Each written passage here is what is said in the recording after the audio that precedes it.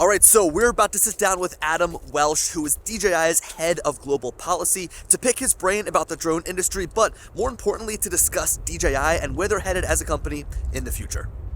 Now, I know that a video like this will probably be picked up and circulated to people that don't know who I am, so just as a brief introduction, my name is Billy Kyle, and I first got into drones back in 2016, so about 7 years ago. I started where everybody else did in this industry. I bought my first drone, unboxed it, flew in my neighborhood, took it on vacation, brought it with me on hiking trips, but little did I know that that drone that I had purchased, which was the DJI Phantom 4, would completely change my life. You see, with my time getting familiar with that drone, my eyes were opened up to an entirely new perspective. As a photographer and videographer, I saw the opportunity to unlock a whole new area of creativity and to capture images that I otherwise wouldn't be able to without a flying camera. This has given me the opportunity to travel around the country to different cities and landmarks and capture them from the air. Sometimes these shots are used in short films, movies, advertisements, commercials, or I just capture them for fun to share here on my social media. Aside from the photography and videography aspect, drones have such a big impact on law enforcement and other commercial applications, and this is something that as of recent has really piqued my interest. Like, something that really opened my eyes was the use of drones in search and rescue. I recently helped a local police department try and find a missing girl, and with the help of DJI's Matrice 30, I was able to provide an aerial view and clear out large sections of woods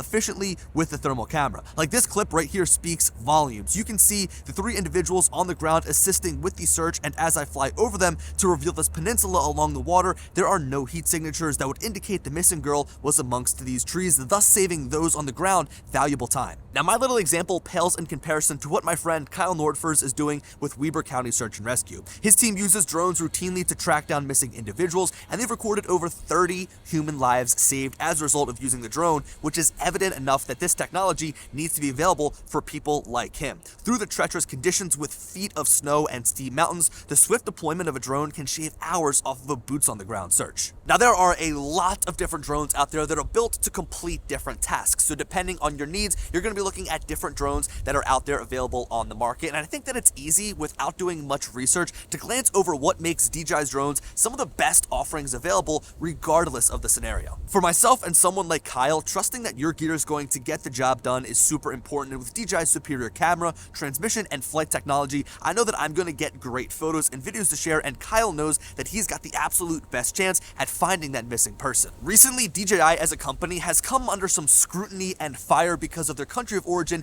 being China. And look, I hate getting political here on my YouTube channel. I don't think I've ever really discussed this topic before in a previous video because it's all about learning and fun here on my YouTube channel. Like, to me, it's all about using your drone regardless of the brand and taking the best photos and videos that you can. But with recent legislation being passed in certain states, the use of DJI's drones is becoming limited. Personally, this worries me because DJI flat out makes the best tools for the job. Outside of the internet here, where I live on my YouTube channel, I'm a drone service provider, so I work with construction companies, real estate agents, land developers, property management companies, engineering companies, all of the above, to provide aerial photos and videos for the projects that they're working on from a documentation perspective, from a marketing perspective, whatever. It doesn't matter, right? My service is to provide aerial photos and videos, and for that service, I like to use the best tool possible, which in my opinion is the Mavic 3 Pro. So any drone that I use that falls under that in terms of quality is going to mean that I'm delivering an inferior product to my clients. Now, let's forget what I'm doing, right? Let's take a step back and look at what Kyle is doing, right? He is saving lives on a weekly, monthly basis using his drone, and if he had to use an inferior product, he might not save as many lives because he has to use something that just flat out isn't as good. And trust me, I've tried some other alternatives out there, and they become such a headache to use with inferior remote controllers, difficult to use camera systems, and transmission systems that barely let you fly a few thousand feet away. For this reason, I am really excited to sit down with Adam because he works for DJI. He understands all the inner workings, right? He is the person that is dealing with this issue each and every single day, and he also understands what their brand values are behind the products that they offer to their customers, and he is the perfect person to talk to when it comes to this situation and scenario that we're kind of finding ourselves in with DJI drone usage becoming somewhat limited here in the United States. Now, before we get into the interview, if you want to have your voice heard, I'm going to leave a link down below to the Drone Advocacy Alliance for anyone to sign up and make sure that our voices are heard so we can continue to have the freedom to fly the drones that we want. Okay, so enough from me. God, I love to talk. Now let's jump into the interview with Adam Welsh. All right, Adam, thank you so much for jumping on here. Thanks, Billy. I appreciate the time. Yeah, of course. So where are you based at? I know that we're kind of in different time zones here. Yeah, so very different time zones. So I'm based in Canberra, Australia, which is basically the federal capital of Australia. So I guess the Washington, D.C. of over here. Okay. And now, how long have you been working at DJI for? How long have you been at the company? It's been about 6 years now, and it's really I've seen my job morph a great deal. Like when I first joined, really the debate was about whether drones are safe to use in the national airspace, and what about all these new kind of airspace users that are coming into the market. And now, obviously, the debate shifted to much more intrinsic things around China and U.S., et cetera. Yeah, so of course everything turns political. I mean, I guess what's your history with drones? Like, why did you choose to work at DJI? Where did you work before that? Like, what really got you interested in the drone space? So I'd worked for technology companies for quite a while. So I'd worked for a U.S. startup in software, and I'd seen how people were using drones, particularly around like the utility space. And it was just exciting to see how this technology was taking off, right? And it was so often it was people I was talking to were taking something that was really just more of a hobby and then bring it into the workplace and just finding great new use cases. And so I became more and more intrigued with it, started playing around with the technology myself, and really felt that DJI was somewhere that I wanted to work. Yeah, that's awesome. You know, it's funny. I go to these trade shows and I see new ways that drones are being used, and it's like an aha moment because you think that you've kind of reached this plateau, like drones delivering kidneys, drones delivering blood, drones delivering pizza, and then you see all these other cool use cases. So it's just really interesting. So now I want to go through a quick fire, I guess, set of questions here, things to kind of help the audience familiarize yourself and maybe make that connection to you, right? So working at DJI, what's your favorite drone? What is like the drone that sticks out in your mind that you guys have released? It doesn't need to be the latest and greatest, but I guess what's one that sticks out to you? So on the consumer side, I can't pick one. You know, it's like picking like your favorite kid or something. But Yeah. in terms of like on the consumer side, I think the drone that blew me away the most when I first saw like a Mini, and got to like play with a prototype, got to fly it, see how capable it was. And the reason it intrigued me so much is it's just a great way to get new people into using this technology, right? Sub 250 grams, it becomes intrinsically so much safer. It's so much less sort of like inhibiting in terms of like noise level and everything else. And so I think for a lot of people, it's just a great entry point in terms of getting into flying drones. And it helps us kind of expand to more people. So I was really excited about that. And I was really impressed. Also, from a regulatory perspective, we had always been arguing that 250 grams was far too conservative in terms of a safe category. We'd always said 1 to 2 kilos is still safe, and we did drop testing and everything else. And so we were arguing against 250 grams as a category, but obviously our technology team saw it as like throwing down the gauntlet from the regulator, and they just went to town on it. And if you look at how that product category has grown from like the original Mini to now the Mini 4 Pro, we've got people using this actually for commercial applications as well. So like people have adopted it and used it way beyond what we originally intended. Yeah. So when the Mini originally came out, I kind of wrote off when I saw the leaks. I was like, okay, it's just going to be a fun little toy drone. But when I first flew it, I remember I did like a first flight video, and I was actually blown away by what you could do with that little drone.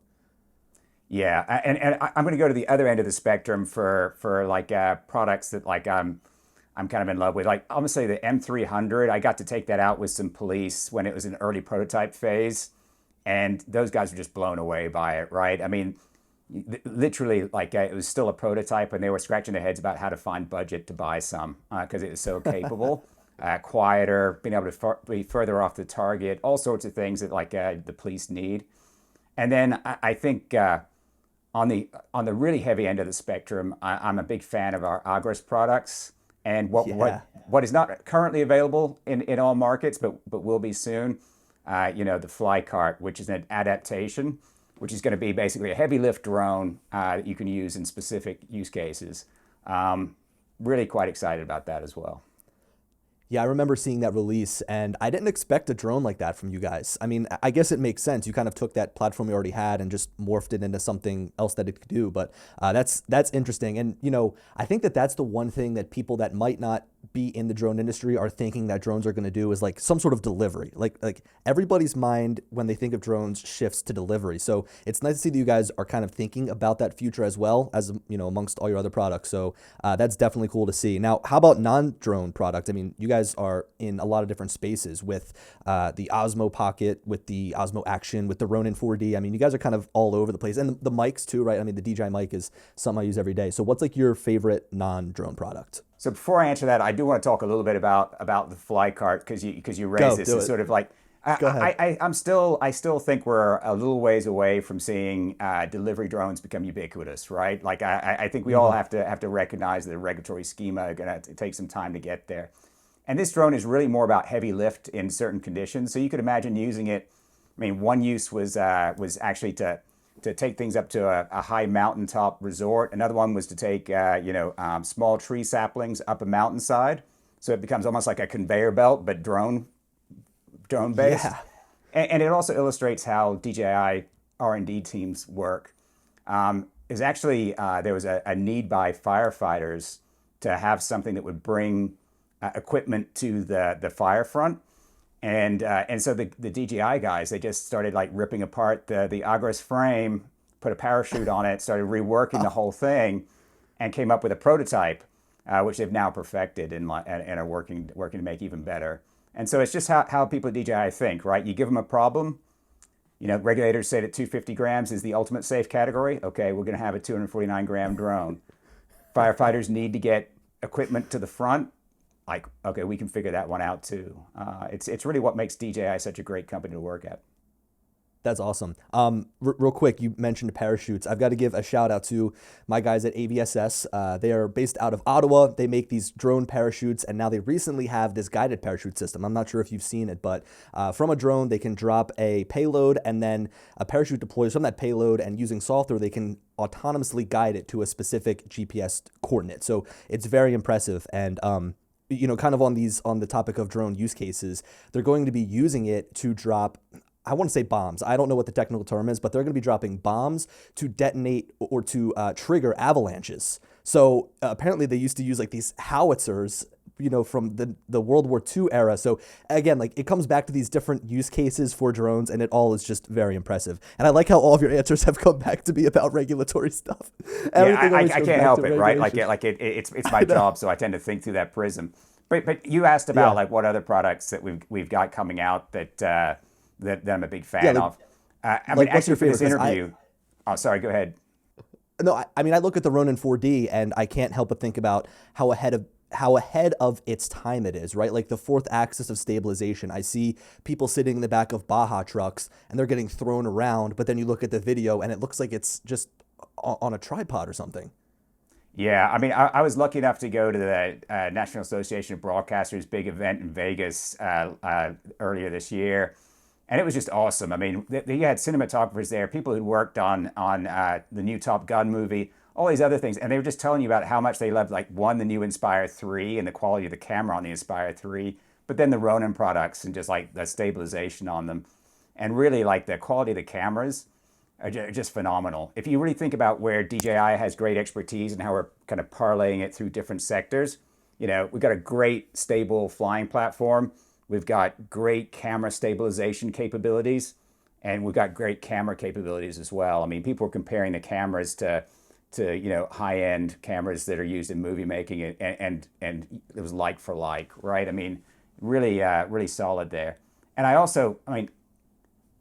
I'm actually a big fan of the Osmo Pocket 3 since I got sent one to do this interview, and so I haven't had a chance to play with it as much as I'd like, but yeah, it's a great little product, right? I mean, like, it really is amazingly capable for the size and for the cost. And, you know, I'm a big fan of the category as a whole, just because I remember I was talking to our product team, and one of the product team guys said, really, we started out with a gimbal to stabilize the camera for drones, right? And so we used to test it by running up and down the corridor, holding the gimbal in our hand and shaking it, right? Before they would attach it to the drone and do another test.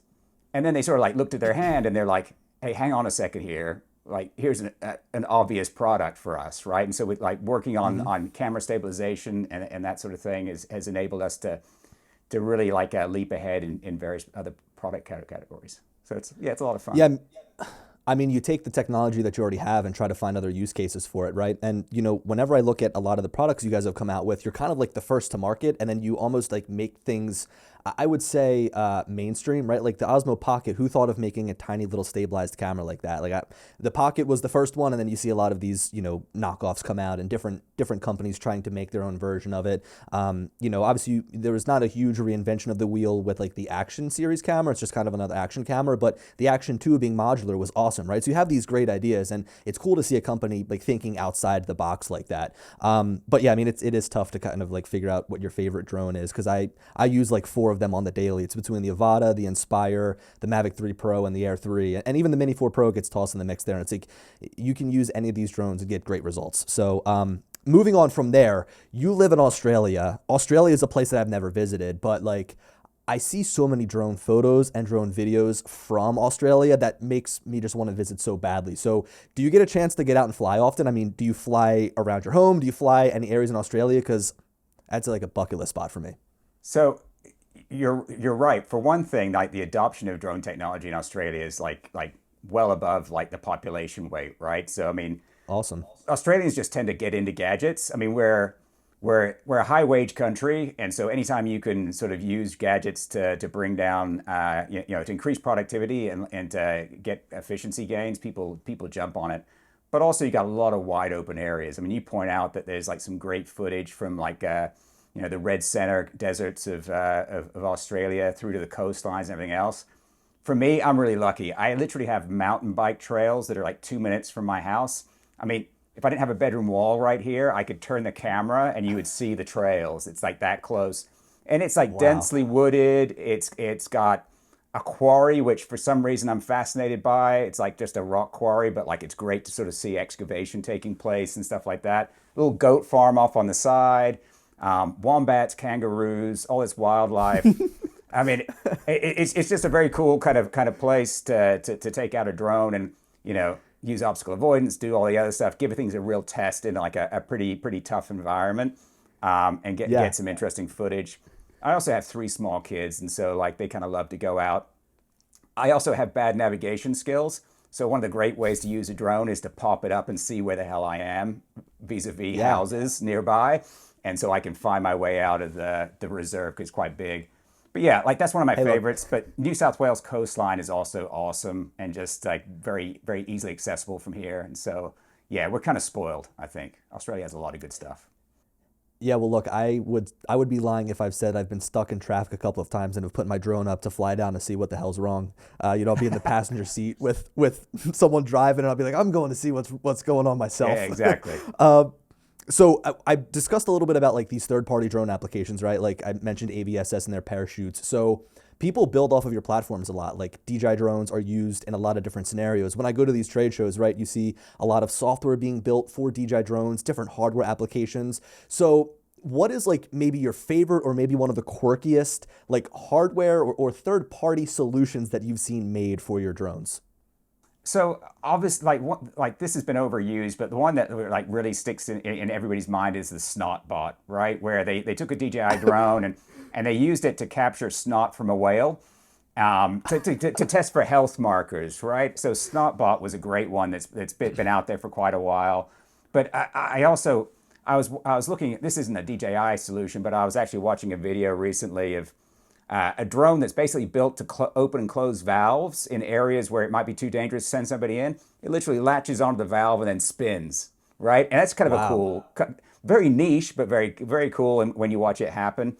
And then being in Australia, like people have used drones a lot for spotting dangerous wildlife. We kind of obsess about our abundance of crocodiles, sharks, and other dangerous aquatic life.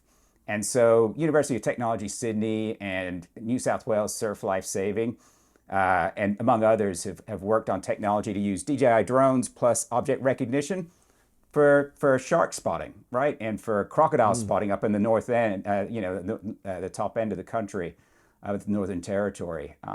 Really, it's kind of very quintessentially Australian. Like I said, we obsess about dangerous animals, but it's a lot of fun and it's useful.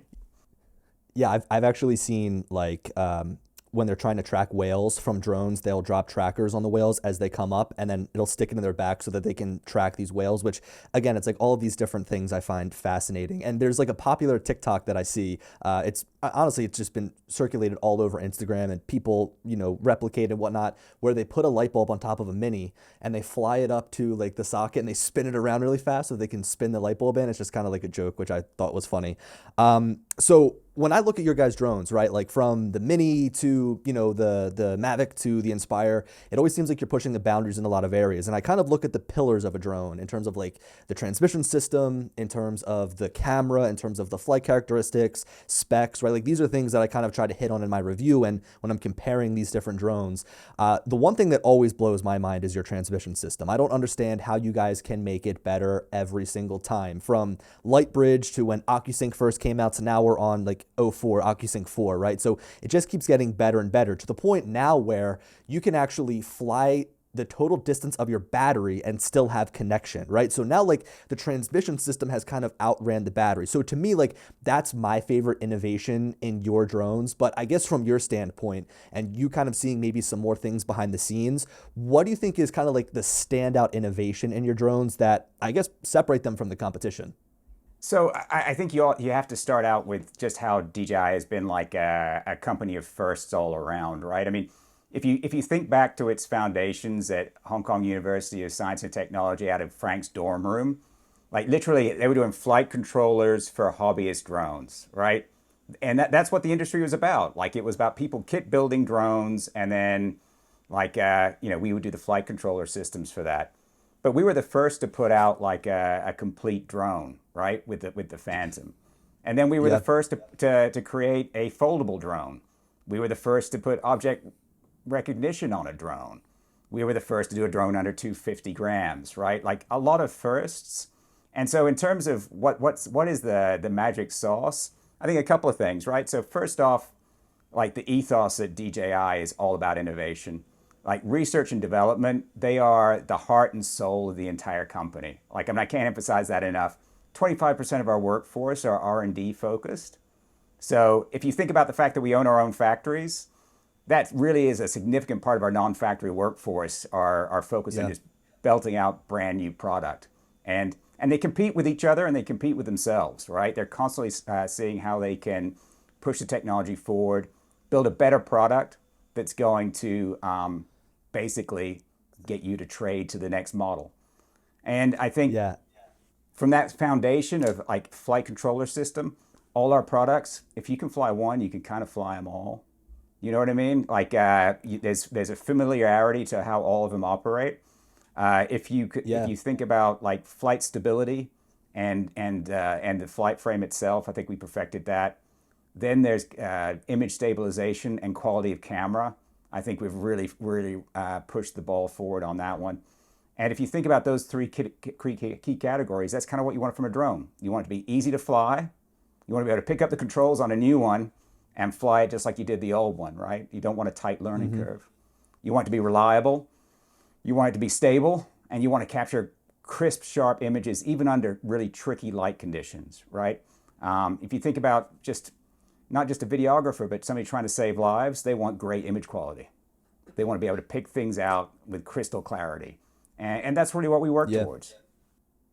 I agree. I mean, I will go and I'll fly the Inspire 3 and then I'll fly the Mini 4 Pro. And I feel like if you handed me a blank controller and you said which drone is which, I mean, there would be some telltale signs between those two drones, right? But like if you gave me an Air 3 or a Mavic 3 Pro, which are very different drones at very different price points, it's almost hard to tell which one flies better. Like sometimes when I'm flying the Mavic 3, I wish I was flying my Air 3 because it's just so powerful. So it is really interesting to see kind of that competition between the different drones that are available out there. I think it makes it fun. But I mean, what do you think about there being, I guess, a lack of competition outside of DJI, right? I mean, you go to the Consumer Electronics Show and there's nothing. You go to these drone trade shows and there's nothing. It kind of seems like all of these manufacturers have turned their back on the consumer to the point now where it's like, it's DJI versus DJI. And it's funny, I wanted to make a video called DJI versus DJI, but I figure we'll just lump it here into this interview and maybe you can make the video for me. So what do you, like, I guess the question I'm trying to hit on here is like, what do you think about there being like a lack of competition? And I mean, I hope, do you guys still want to be in the consumer space? Like, do you guys Oh, still want to compete with yourself like that? oh, of course. I mean, like, there's no way we're walking away from the consumer space. I mean, Good. that's our foundation, right? We built our company around the consumer space, and then we just moved upwards into the enterprise space, using the same things of easy flyability and great image quality, right? That the consumer wanted. We actually found, guess what? The business user wants exactly the same things. Yeah. And so I mean, no way are we walking away from the consumer side of the business. I like you. I mean, as an enthusiast, I feel sad there's not more variety and competition in the marketplace.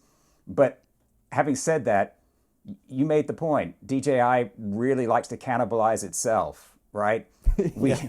we are not, like, no product is sacrosanct with us. We're not going to sit there and say, hey, we can just idle it with the Mavic 3 Pro and just like milk money. We're not that way inclined. We've built better products at lower cost throughout our life cycle, right? I mean, look at what we did with the Mini. You know, there's not going to be any change there. We're going to continue to do that, and our product teams are going to continue to move forward and cannibalize our older products as they try to get things better and better. And I think that's Nice. part of the winning recipe inside DJI is how competitive we are with ourselves. But to your point, like, competition's good, and like we actually like competition. We like it when we have other manufacturers out there that we can kind of benchmark ourselves against.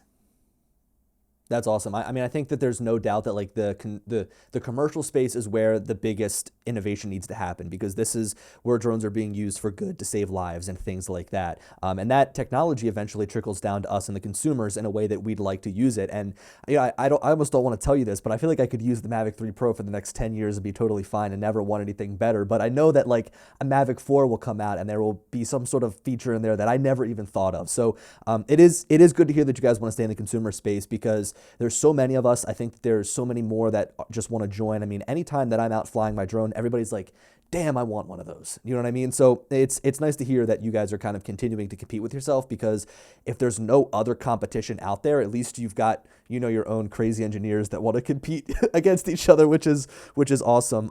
So this is maybe kind of spinning into the regulation space here, which will be right up your alley. Doc 2 was just released at the time of sitting down and recording this. I personally haven't done a ton of reading on it. I think right now it's only exclusively available in the Asia market, and it's not available over here in the United States or the America market. But I mean, what do you think of the dock in general, right? Like, not only from like a hardware standpoint and like what it looks like and how it functions, but like, what do you think about it from a regulation standpoint? So like from where the technology needs to get to, like, this is exactly what needs to be done, right? I mean, there's so much more that can be done with drones if you think about beyond visual line of sight operations and sort of moving to, one operator maybe supervising, a number of different docks, and then going just to full autonomy eventually. I mean, this is where the industry kind of needs to go to enable drones to really add amazing benefits. Think about any site where you could control ground risk by having a fenced off location, right? Think about like a solar farm, right? You don't need to send somebody out in a pickup truck with a drone to fly over that zone. You could have a couple of docks just on site, fly very low over all those solar panels on a regular basis, and pick out which ones are not operating properly or where there's breakage or anything else. So you can then send out crews to fix them when necessary. Similarly, on mine sites, you get people that do these amazing tasks of volumetric scans, but they're flying the same mission over and over and over again, right? To compare the volumetric scan of previous ones to see how much volume has been taken out of the mine. Pre-position some drones, like have it done automatically. I mean, that's 100% where it needs to be. Now, your question hits the nail on the head, which is like the regulations just don't allow that under standard rules currently. So you do have to go through like a process, whether it's in some markets you're going to go through a SORA process or a risk assessment process. The FAA has something very similar where you have to go through and work with the FAA on kind of putting your case forward for how you mitigate air and ground risk, and that doesn't really allow wide-scale adoption, right? And I think FAA is definitely going to move forward with this, and I know other aviation authorities are working hard on it, but it's going to take some hard grind from the regulators. Obviously, safety is paramount, right? And like the drone industry has a great safety record, and we do not want to see that ever get besmirched in any way, shape, or form. But if you look at the use of drones, I mean, this is a safe technology, and it's being used safely. Yeah. And so we want to keep that, but we also want to enable, broader use cases like this. And so like the Dock and the Dock 2, I mean, these really fit within that bracket. We've got a lot of very enterprising customers who want to take this out and are willing to do the work with the FAA to get the approvals they need. And so we're seeing stuff that's really impressive from a lot of different customers. Yeah. That's awesome. I mean, I'm a drone service provider. I work with construction companies and real estate agents around the area, providing my services from aerial photography to just regular photography, right? I do a lot of other video work, and I see a little bit of a fear among some drone pilots worrying that their job is going to be taken by autonomy, right? I mean, we're in such a new field that it's so funny that drone service providers are already worried about autonomy taking their jobs, whereas truck drivers have been around for decades, and now they're looking at their jobs potentially on the chopping block with, autonomous driving and autonomous trucks and things of that nature. But personally, I can say from my standpoint as a drone service provider, I'm not worried about it. I mean, I just think that this type of autonomy will take away the jobs that are boring anyway. Like, I don't want to have to go and watch my drone fly an automated mission over a mine. Do you know what I mean? I work with some land development companies, and they have stockpiles of material that I'll go and measure on, say, a weekly basis. And like, I just want to be able to like push a button and let the drone do its thing and not have to drive there and let the drone fly. So, I mean, I see a lot of really great opportunity with the Dock 2. And I mean, my whole thing to the drone service providers out there is don't worry. I don't think it's going to be a job taking technology, but I think it's actually just going to accelerate the use of drones. I agree with your point, but I also understand the stress that some people might feel, right?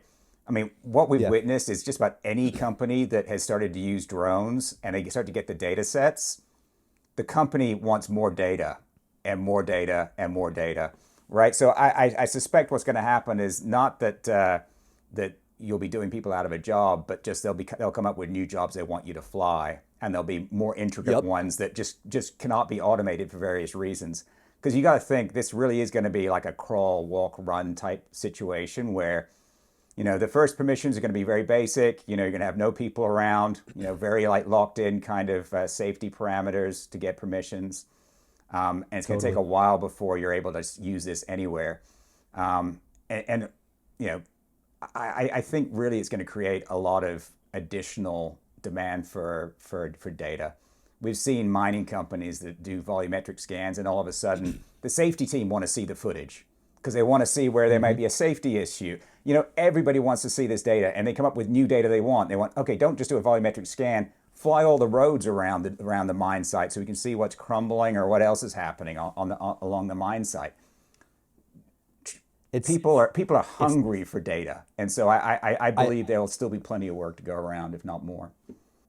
I agree, and I envision a future where these construction sites have a drone in the air 24/7 because there's just something else that the drone has to do. Like, they can't get enough drones to try to complete different tasks, so it's going to be interesting. But you bring up data, and that'll kind of shift our conversation here into something, really the real reason I wanted to have you on here, and that's to discuss DJI and their data policies and kind of the way that you guys operate. This is a topic that has been very prevalent in the news. It's been prevalent amongst the drone community. It's something that I personally haven't discussed because I'm really just not educated on it. Like, my whole thing is I love to fly drones. I love to take awesome pictures. I love to take awesome videos, and I stay in my lane, right? Like, I don't want to go and start talking about stuff that I don't know anything about. So it's great that I have you on here to discuss this because you're the person to talk to, right? Like, you're the person that's going to be able to give us all the information that we need. So when we're talking about data, right? I mean, just to kind of make it as blunt as possible, people in the United States are worried that data is being sent through DJI drones back to China and is being used in some way, right? Like, that's kind of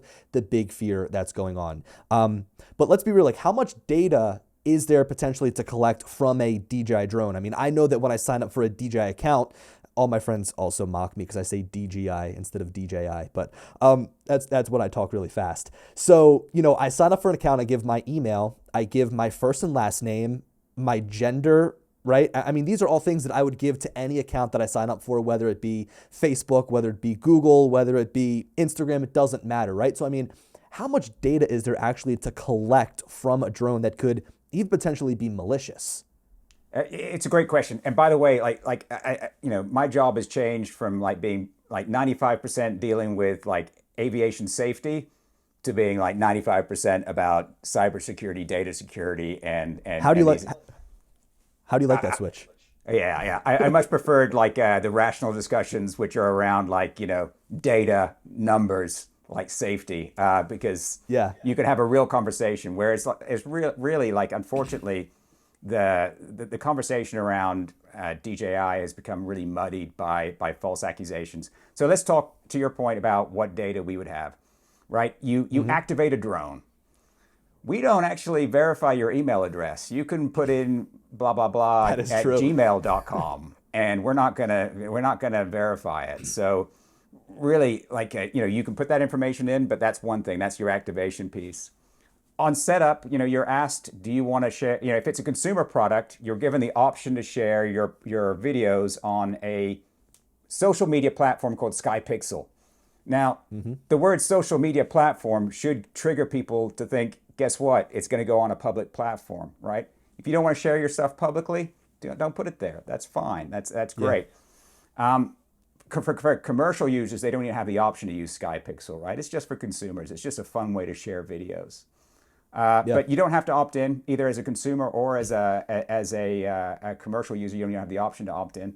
And so if you don't opt in as a consumer, we don't have it. And as an enterprise user, we don't have it either.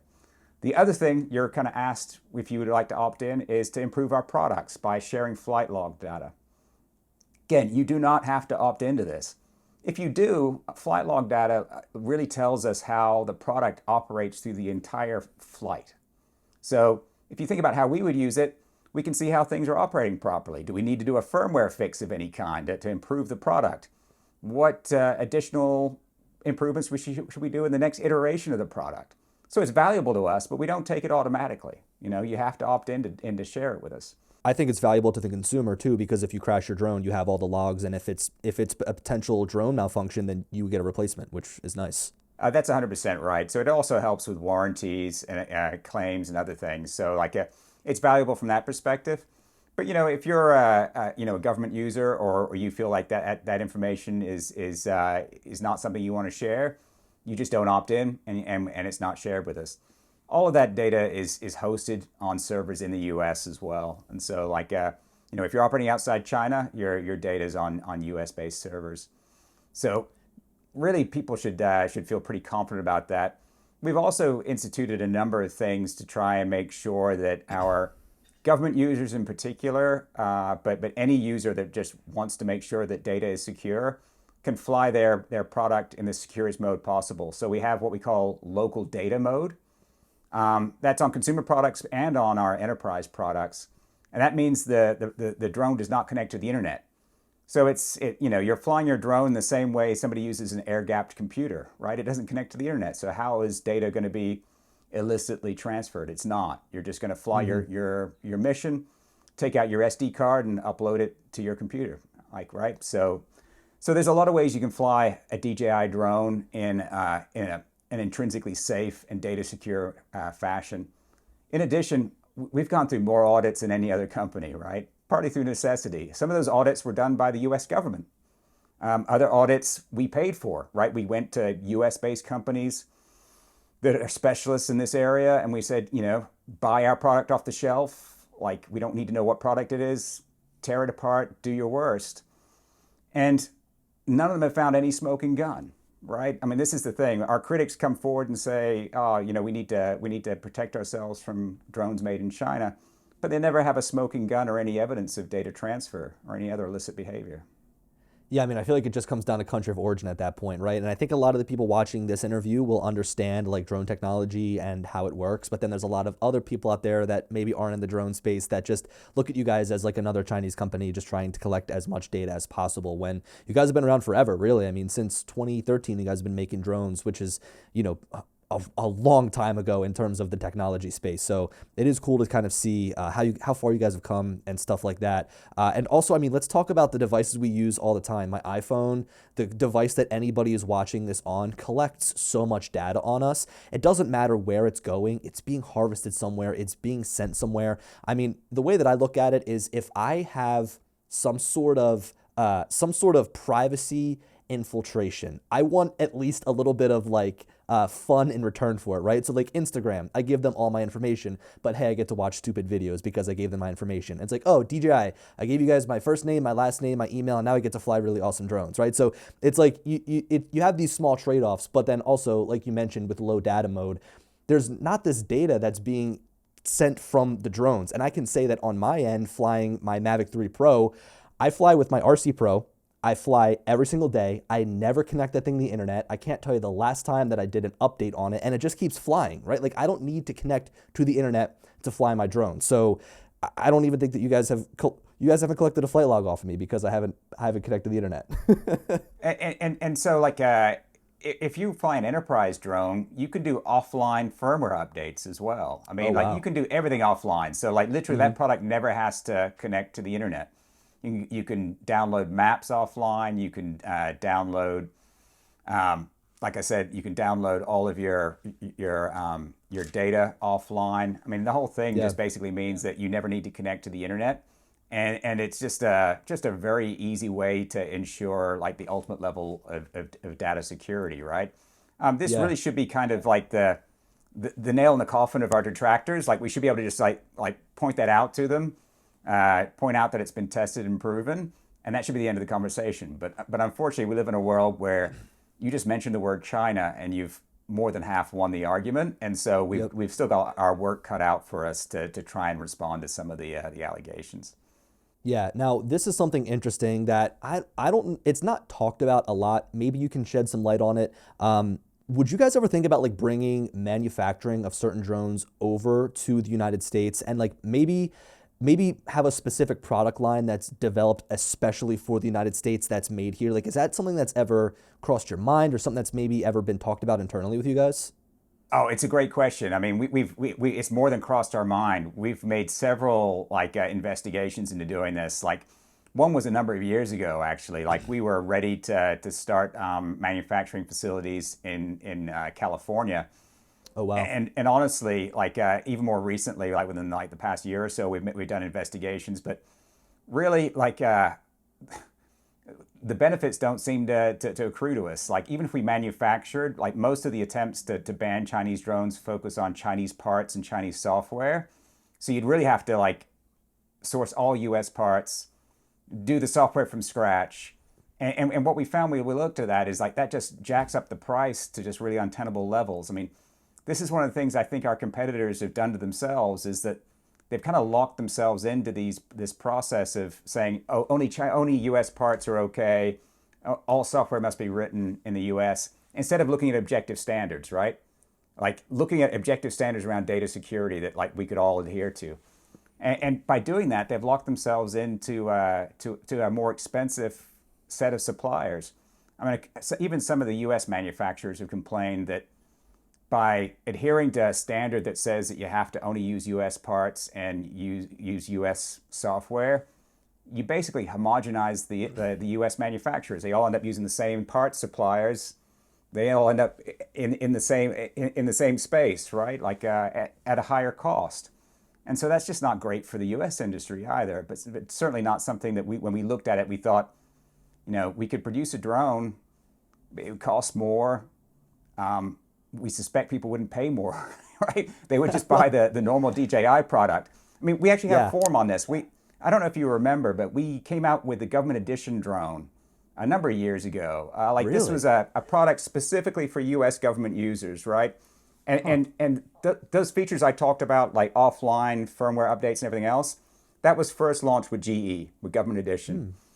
And Department of Interior did a study using NASA and others to ensure that it was secure. Basically gave it the green light in a report. I mean, the report basically said, man, it's hard to do like a big fleet update offline. It's, you know, like really, like it's hard to do individual drones offline for firmware updates, so it's a bit heavy lift. But Yeah. overall, like this hits our needs better than anything else on the market. But What? it didn't really work out because nobody really wanted to pay for government edition, and the Department of Interior still grounded its fleet under the Trump administration, even after like they'd done this big study with NASA. And so it's just not 100% clear to us that even if we went down that path, we get any credit for it. Yeah, So it's a tough one for us. Certainly, I hope that costs will come down for U.S. suppliers, and that you know we'll be able to look at the issue again at some point in the future. So the government edition, what was that, like a Phantom or something? I mean, what was different about it? It was I'm looking at it from the hardware standpoint because I'm a nerd. So like I guess I'm almost taking a step back from regulation and just wondering like what was its capabilities? Like was it just a Phantom or? So no, it wasn't Phantom. Like I think it was the M600 and like one of the Mavics at the time, and Okay. and it was exactly the same hardware wise. It was just that you could basically keep the thing offline all the time. And so I think see. we learned something from the government edition. One, people won't pay more for data security, right? So like we charge a little bit more for it because it was almost a bespoke product, right? But we recognize nobody's going to pay more for these features. So we just wrapped up all the features that were government edition and put them into all of our enterprise products. So all of those things Gotcha. about offline updates that were government edition features now are available through the Pilot app, and so to all enterprise products, which I think Yeah, is the right move for us. And we don't have any price differential, right? We just look at it and say, hey, it's the cost for us to keep selling in the market. We need to always be leading on data security. Yeah, absolutely. And you know, it's funny because like you bring up, you know, Chinese parts and American parts, and there's this big difference between like made in the USA and assembled in the USA, right? I mean, a lot of these drone manufacturers and just technology companies are using Chinese parts in their phones and in their tablets and in their computers and in their drones, right? It really doesn't matter. We're kind of looking at a broader spectrum here. I mean, the iPhone is manufactured in China, it's made in China, but it's made by a United States company. So it's like you have all these different ways of saying that it's made in the US or assembled in the US. Like this, I think the iPhone slogan is like the software is designed in the US, right? Like that's kind of how they get around that. So it really is just a game of like, I don't even know. Like it's so hard to explain because again, like I'm just a drone pilot. I'm just the guy that flies drones. But like when you look at all those different terms and whatever, it's very difficult to understand like almost in all these scenarios who's telling the truth. Like when you look at Autel, for example, they're seen as a USA drone manufacturer by a lot of people, but they really just have US customer support, right? Like that's where they're based out of. So that's how they get by as a US company. So there's a big stigma out about that, or I guess a false understanding about that. Now, I want to kind of swing this around and discuss, I guess, like, who are the people that are driving this, right? Like, personally, for me, when I'm looking at drones and I'm thinking about them in the way of saving lives, I want the best product available, right? Like if I told you there's a little girl that's missing out in the middle of a field and drone A is going to be used to help save her and drone B can be used, but it might disconnect after 2,000 feet and it might not work in these conditions. And which would you choose? Well, we'd choose drone A because it would save that little girl every single time. And then you kind of pull the cover off and it's a Chinese drone. I mean, how do you make that decision to use an inferior product when the superior product will actually help save lives? So it comes down to who is driving this. Yeah, I mean, so if you think about where our issues originated from, like really, like the first inklings of concern in the U.S. came when the Department of Defense found out that soldiers were buying DJI products off the shelf at their local retailer and taking them into theater, taking them to war, right? Now, DJI has always had like a standing policy. We don't want our products used for combat. So we were not aware of this, but like it was something that the Department of Defense became aware of and became concerned. And their first memo basically named DJI. They revised the memo to say that consumer off-the-shelf products shouldn't be taken into theater, right? Like So they revised it to be brand neutral, but the damage was done, right? The DJI genie was out of the bottle, so to some extent. And so you then had this combustible mix because people were getting concerned about China. So you have what to you and I doesn't feel like brand new technology, right? But like I guarantee you, to a senator or a congressperson, like this is like quite new, and so they're not quite familiar with the potential of the product or how it can be used. Combine that with China, and you've got a really toxic brew. Mm-hmm. And then, I mean, I think probably most sad of all, domestic U.S. manufacturers. To be candid, I mean, they lobby very strongly to try and force us out of the market. They are making no bones about it. Like they try and lean into every anti-China stereotype you could imagine, right? Like, we are not linked to the Chinese government. There's no Chinese golden share. Like, there's no CCP member on our board. We don't have any Communist Party members in senior roles or any other role. I mean, we are a privately held company that really, I mean, if we were a company in San Francisco, we would be lauded as sort of the, like the great innovator, which, we have been. But because of the kind of China brand, people are able to lean into it a lot. And so quite a few manufacturers have used that as part of their lobbying strategy to try and say you can't use this technology.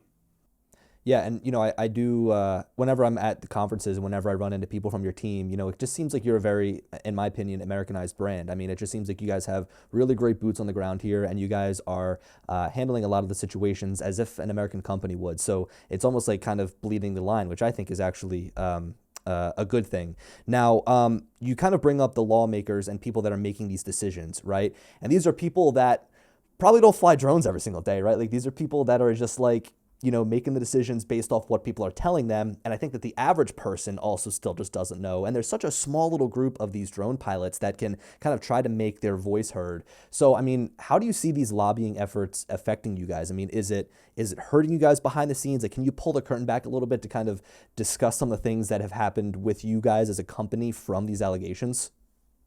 So, like, I don't think it's having like a financial toll on us as yet, right? I mean, we're still publicly available. We're still the product of choice. We still have great end users, i.e. customers, that are willing to stand up for us. But certainly, like, I think it has more and more people kind of worried, right? Like, I mean, we have people coming to us and saying, we're worried you guys are going to get banned. Like, we get like a lot of people coming up to us saying, what can we do to support you? We've got some great law enforcement guys. I mean, these guys all do it voluntarily. They don't get anything from DJI. We don't reward them. I mean, like, I'd like to, but it wouldn't be appropriate. So, yeah. But we've got like county sheriffs who will take meetings with lawmakers and say, you can take away my gun, you can take away my car, you can take away anything, but you can't take away my DJI drone because it saves lives and keeps my officers safe. There's obviously a bit of hyperbole in that. I don't think he's really going to give up his gun. But you get where he's going with it, right? Like, he knows our product is the best on the market for what he needs, and he wants to keep his officers safe, and he wants to keep the public safe.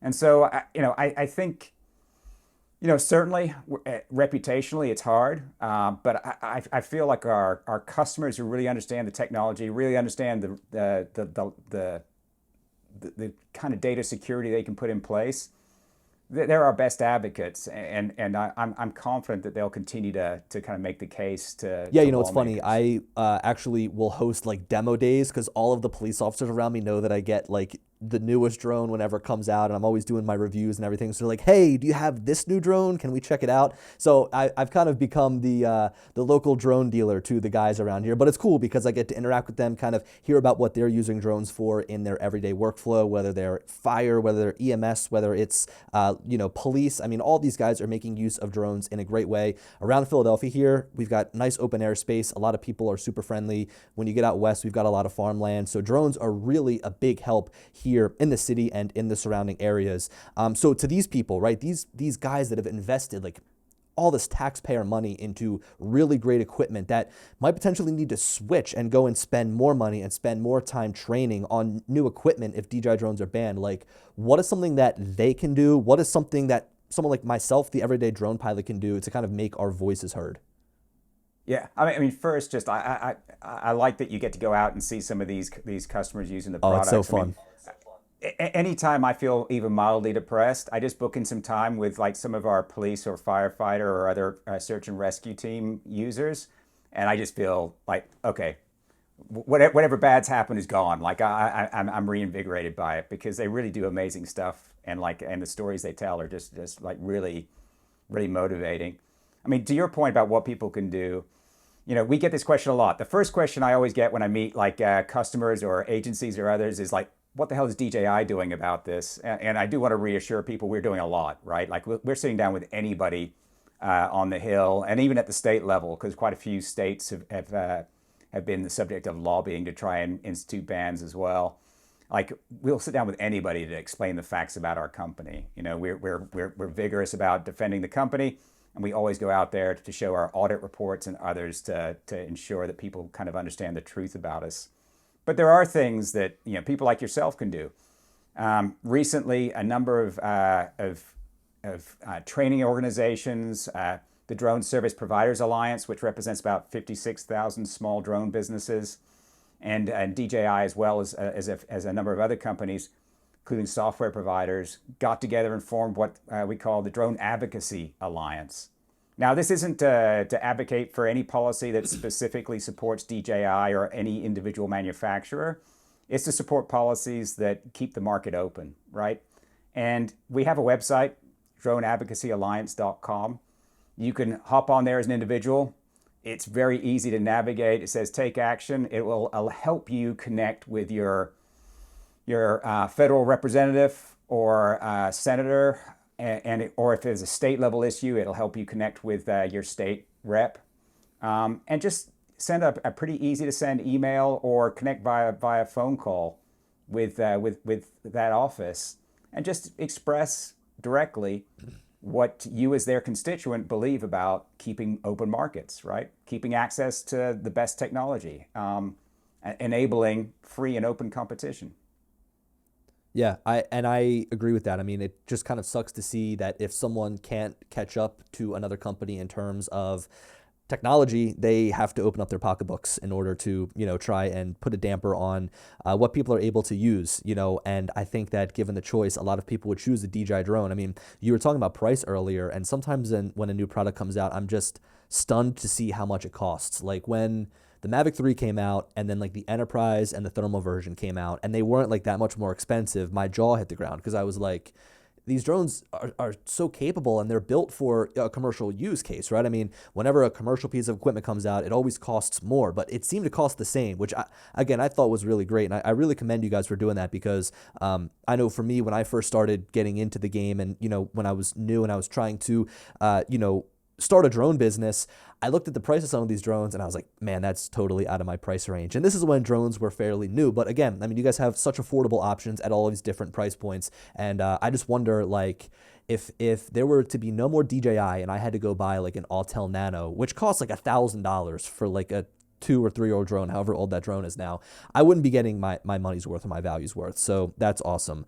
Now let's talk about like, I guess the future, right? Like 2024. I'll probably ask you about potential products because everybody and their mother wanted me to ask you about that. But like in terms of like data security and things of that nature, I mean, do you guys have any plans moving forward for like 2024? I guess really the big thing that I think the people that are listening would want to hear is like, what are you doing to ensure that like my friend that's a police officer in Philadelphia is going to still be able to use their DJI drone and isn't going to have to switch over? Like, do you guys have any plans to kind of combat some of the different, I guess, things and stigmas in the media? Yeah, but first, can I latch on to a point you just made, which was about like what happens if there's no DJI in the market? Yeah. I mean, I think that's an important point because it's not just DJI. There's a whole industry that's based off DJI. There was a survey done of small businesses, small drone service provider businesses. 2/3 said that they would go out of business with that if they didn't have access to Chinese drones, right? And what we're talking about, they're not trying to ban just DJI. Like the ban would impact all of the other Chinese manufacturers. So you can assume that the Autel drone you referenced would also not be available in the market too, right? Yep. So, I mean, really like very damaging for businesses. I mean, 2/3 saying they would go out of business. That's tens of thousands of businesses, potentially hundreds of thousands of employees. We looked at just the economic impact of our own business in America, plus all of the use of our products, and it's something like $100 billion of economic benefit per year. These are big numbers. So like, there's software providers. If you write software, you write it for the biggest platform, right? Yeah. And we are the biggest platform. You don't write it for Mr. 2.5%, right? Like, yeah, that's just not the way it's going to work.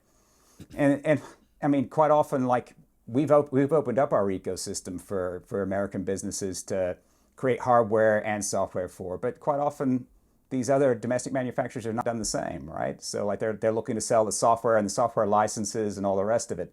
They're not that interested in having people write software for their flying frames. So overall, like, if you did ban DJI, it would have a very heavy impact well beyond just DJI. We're sort of sitting like at the far end of it, but like, there'd be a lot of American pain as well, which would be tragic, because as I point out, we love our customers, right? We love how they use our products and how they innovate with them.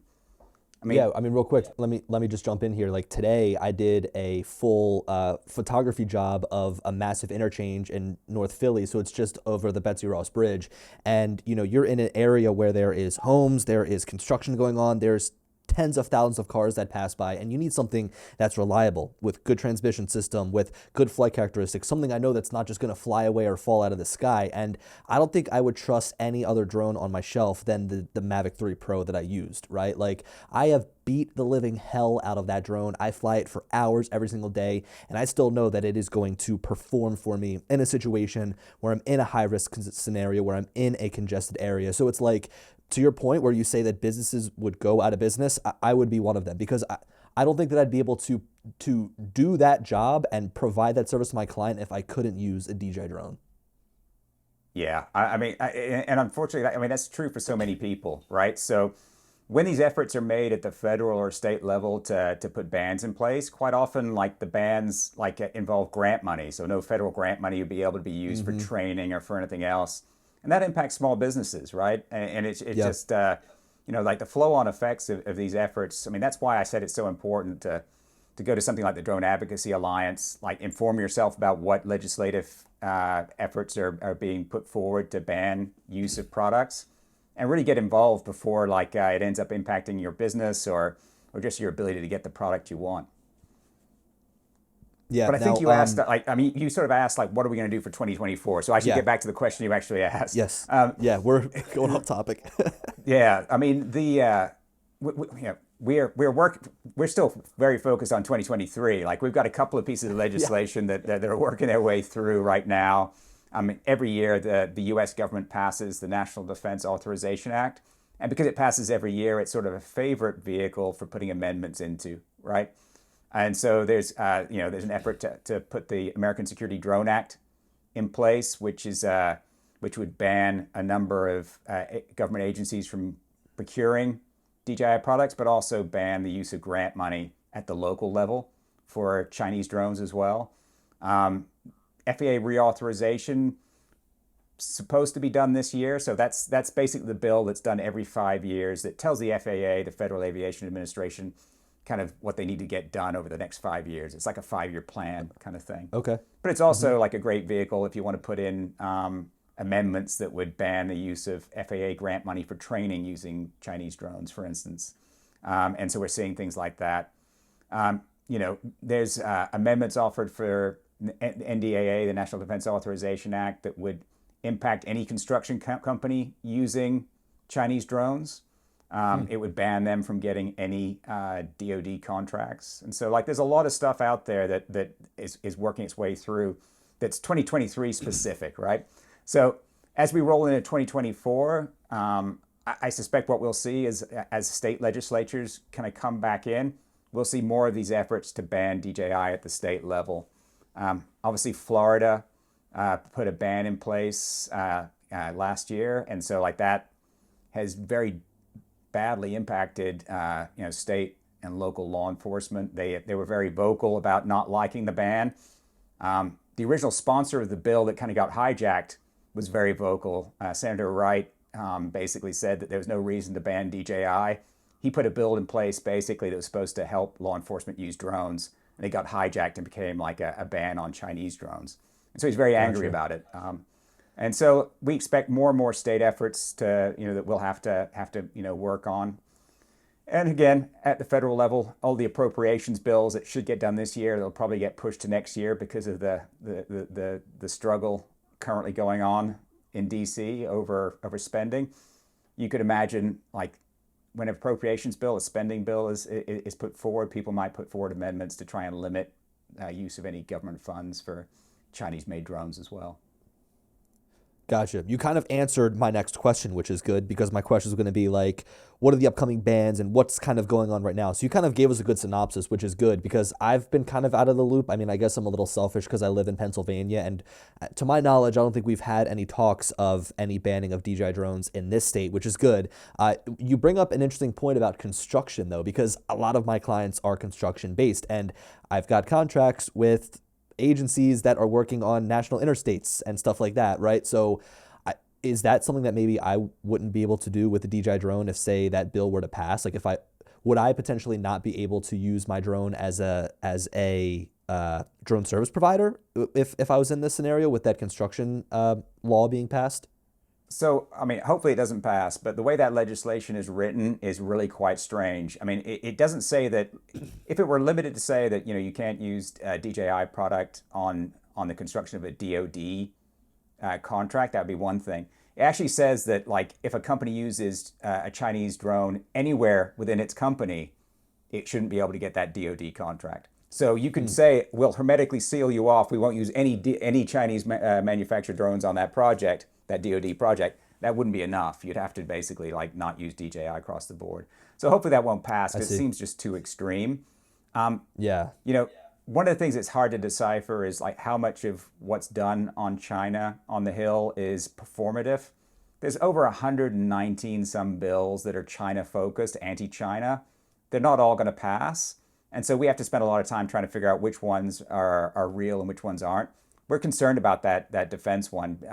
It's quite dangerous, and we're going to continue to lobby against it, obviously.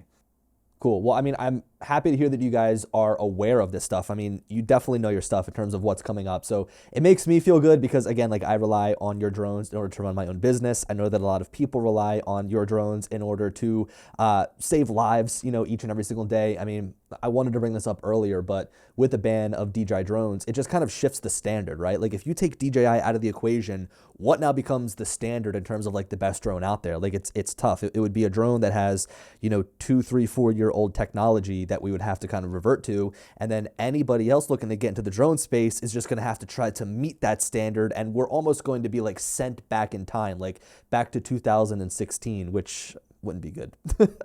Yeah, I mean, I really hope that, like, that your followers will take up the offer to look at the Drone Advocacy Alliance. I think it's a great way for them to make their point clear.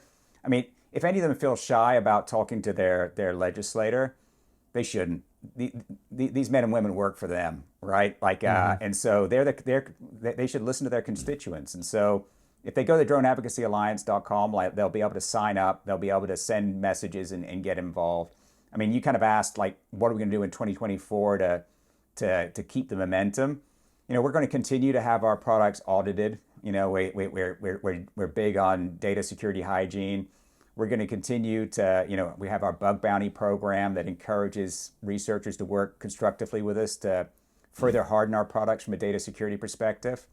But we're also going to continue to try and help people connect with their legislator, because, like, that's powerful, right? Like, we need business owners. We need, different sectors to stand up and make clear, like, why they use DJI, why they know it's safe to use DJI, referring to our data security measures, and really, like, pushing forward the story that, even if you want a strong American drone industry, which I think would be a good thing, by the way, like, you don't do it by hiding from competition. I mean, the U.S. car industry made bad cars for a long time. Like, when I was a teenager, a U.S. car was not great.